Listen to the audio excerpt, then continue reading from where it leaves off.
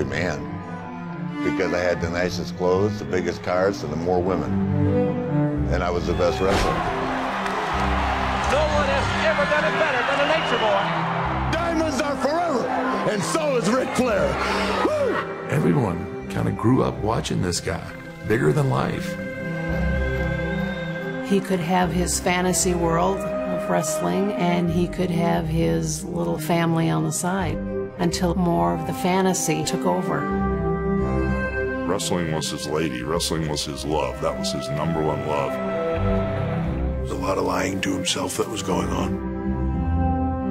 Richard Fliehr is the real guy. The Nature Boy Ric Flair is just a myth.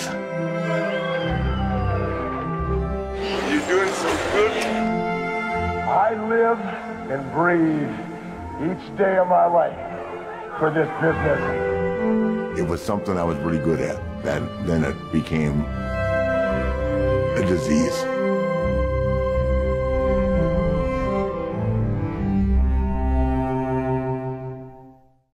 Το αθλητικό ντοκιμαντέρ φέρνει κοντά σας η εταιρεία Χαραλαμπίδης Κρίστης.